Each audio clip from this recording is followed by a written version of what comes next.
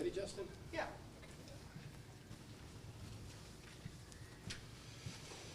If everybody just wants to stand behind Jay. Okay. In a line.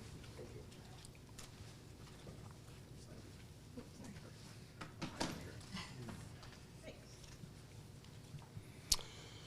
All right, good afternoon, everybody. I'm County Executive P.J. Wendell. We're here at the Jamestown Airport, Robert H. Jackson Field. This morning we did have a plane that made an emergency landing and crashed just off the runway. At this time, we're going to turn everything over to Shannon Barnhart, who is our airport manager. Hi, Shannon Barnhart Fisher, airport manager here at Jamestown. We did, as county executive just said, had a accident here at the Jamestown Airport this morning around 10:12 a.m. Both the pilot and co-pilot walked away from the accident. The pilot has been flown to ECMC. The co-pilot is at UPMC Chautauqua. The 911 call was made right around 10:12 by our guys here at the airport. Our ARF truck was out there quickly and was able to respond to the fire. And we're just glad that everyone is safe and in good hands right now. We want to thank all of the local law enforcement, fire department, everyone who helped us out today. It was a tenant of ours at Dunkirk, and so that, near and dear to our hearts, and we're just glad that they're okay.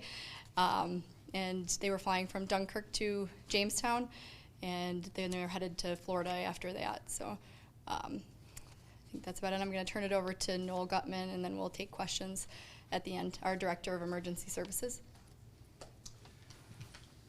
Good afternoon. I'm Noel Gutman, Director of Emergency Services. Just like to touch on our first responder response here today. Upon being alerted from dispatch, we have a pre-planned action for the airport, which most fire departments and fire districts have some type of pre-plans for larger facilities and larger incidents. That plan went into effect, and all the departments were dispatched for the various tankers, fire engines, ambulances, specialty teams, ATVs, and they all responded up here to assist the airport crash truck. The airport crash truck was on site, and it was the first fire engine to start fighting the fire out there. Obviously, being a plane crash, there was a large load of jet fuel on there, and that was what the black smoke was seen for quite some distance in our county for our responders coming here. Our airport crash truck did start fighting the fire with airport firefighting foam, and we supported that operations with the other fire trucks that got here. A very straightforward operation. Everyone that was here initially, myself included, had a collective sigh of relief when we found out that there were people that walked away from this incident. So that made the incident easier to deal with. Still stressful as any incident like would be, but life safety is always our foremost goal in any incident. There were no firefighters injured in the response today. It was a very joint effort like this. It garnered a large crew of first responders to get here, and there was no associated issues once everyone got on site, and we were able to extinguish the fire without any further injuries or damage to other airport facilities that weren't already done from the incident. Thank you. County Executive. Russ. All right, thank you. At this time, we'll take questions. So they're expected to survive? They are expected to survive? As we were told, I'm not sure if the life-threatening injuries, one gentleman was flown, I believe the pilot was flown for protocol. The other gentleman was alert and conscious and at UPMC. So we don't, anything in life can happen. We don't want to make any statements right now, but at this point, we don't believe unless we'd heard no. I think we're optimistic at this point, Yeah. but we haven't received any information to otherwise. Yeah, and we'll follow. Just a little confused. You said walked away from it, but to be flown away. It was at the pilot's request. It was at the to be pilot's flown request. To ECMC. The pilot The did pilot Yeah. requested to be flown to Yeah. ECMC, yes. Okay, but were they? Did they have to be rescued out of the aircraft? No, they No, walked. out of They the actually aircraft. did. Yeah. Yes. Yep. What kind of injuries do they have? It looked like facial, more facial. Oh, sorry. Oh, yeah, sorry. I talked to the pilot before he left today. It looked more like facial, but I didn't get all the details on what was going on. But What kind of plane? it was a Cessna Citation 10. Chris? Was an in-air emergency declared, or was it actually on the planned landing here that the accident happened? Right. We believe they lost all their electronics, they couldn't make any calls. So our guys noticed that they were going down and got the fire truck out there quickly on our end. And just to clarify, because you had said one of them was an attendant? What did you A say? pilot Tenant. and a tenant. A tenant, they are based their aircraft at Dunkirk. Oh, okay. Yep. Thank you. So they were landing here? They were landing here Okay. off runway 25. They landed short. Were they picking people up here, or I don't believe so, but I don't know. why would they land here? I don't know. Okay. How long What's have you known? next? Sorry, Brittany. Yep, the FAA and the NTSB are on their way, and we'll do the cleanup. The airport will remain closed until the cleanup is done. How long have you known this tenant? That's been- Since I started working here 2.5 years ago. Okay, so they're well-known? Mm-hmm. Are they well-known to the Buffalo area? Yes, Was it a prop plane or a small jet or? it's a jet. Okay. Yep, full of fuel. Yep. How big is that mess and the crew's response right now? How much more of the day do they have to really clean up? I think the fire's out. I mean, I can probably get somebody else to talk about it. Maybe Noel. The fire's out, but our cleanup crew on the NTSB side of things, the insurance companies will come out, and then we will have to do a follow-up cleanup. I'm assuming the FAA will have to let us know when we can reopen, and we'll have to clean up all the FOD, which is foreign object debris, and from the area, there's quite a bit of pieces and parts out there right now. Can I add to that, Noel? Yeah, the emergency part of it is done. The emergency part of it is done at this point, and, you know, it is turned over to a law enforcement investigation in conjunction with the federal partners. And Sergeant, would you like to discuss the investigation a little bit? Just so they can understand what's going on? So basically, we're just gonna secure the scene. We're waiting on NTSB and FAA. They'll arrive, they'll make their determination, they'll do their investigation, which can be quite lengthy, depending on the circumstances. We're just at their will for resources, and we're advised by them. We turn over our information to them, and then we just work the investigation together.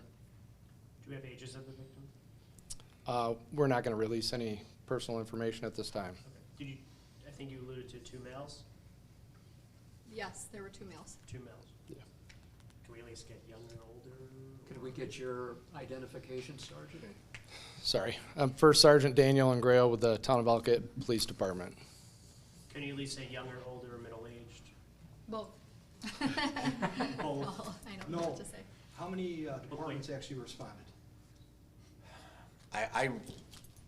I would have to look at the run sheet, but I'm saying it was probably in the area of 8 to 10, maybe even 12 with the special teams and the departments that were here. Sorry, can you just clarify both? There was two pilots, there was a pilot and co-pilot, 2 people on board, both male. One was older, one was younger. I don't know the ages of either. Thank you for clarifying. Yep. Appreciate it. Was there any damage to the runway that you know of? We haven't got out there. Oh, yeah, sorry. We haven't done a full investigation yet, but, I mean, there's definitely oil out there. There was a fire, so they skidded quite a ways across the runway, and, you know, we'll have to assess the damage after the cleanup is done. And just to recap, they lost electronics, so they We cannot- believe they couldn't make any calls for a Mayday or anything. So this was really great work of first responders Great, noticing yes. from eyesight. Yes, Yeah, How I was gonna- fortunate Excellent. were these 2 guys? so fortunate. When I first pulled in here, I didn't think that they were gonna make it.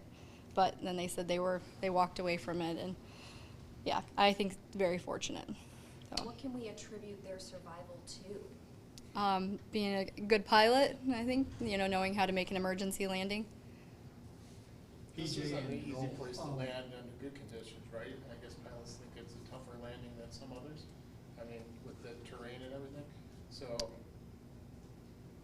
I mean, the fact that they managed to put it on the ground, not into the side of the hill there. Yeah, they did land short in the grass before, about 200 feet short of the runway, but then they kept it straight onto the runway and it veered off at the end. So yeah, they think Was they the did what they landing could. gear fully extracted when they landed, or We don't know yet. PJ and Noel, for a county response, did everything go like the county planned for this response? Was there any hiccups? No, like I alluded to earlier, we have, pre-planned, what departments are gonna get here. Once we got here, we had some good on-scene incident command. We made some good decisions right off the bat. And like I said, it was the tone for me personally, and I think some of the other, the primary incident commanders, once we understood that we weren't fighting a fire with bodies still inside of it, it was a little easier on mentally to deal with. And the plan worked. Departments mustered up, and we were not short of any manpower, and we had a lot of resources at hand. Our biggest challenge, and of course, for those of us that were here a little earlier incident, was getting water. But as the nature of any fire department, they had to get toned out and respond. So that was a challenge, but it really wasn't a problem. It was just we were here quickly, and we were waiting for the water gear. That was our only hiccup, if there's any. But it really wasn't. It was just more of a logistical timing issue. But the county plan worked well. The incident commanders worked well. All the first responders that were here, did what they're supposed to, and every department that was requested was here. And I know my phone personally was blowing up from people saying, "Hey, I know we weren't called, but we're at our station. We're available if you need it." So there was a huge response from the volunteer fire service of offering their services and responding for when they were requested. What time did this happen, roughly? Approximately 10:12. Yeah. And you said they were going to Florida with that same plane? They were gonna take off from here?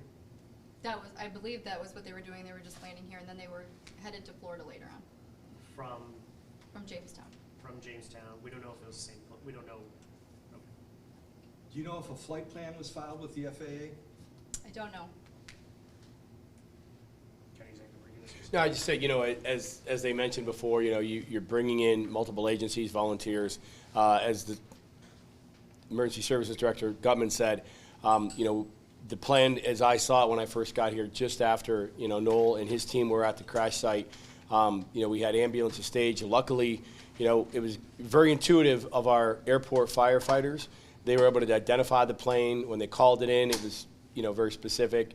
At one point, I believe they thought maybe it was a corporate jet. We do have a lot of those. But the information that was given to the 911 dispatchers was able to be accurate and enable everybody to get the resources out here appropriately.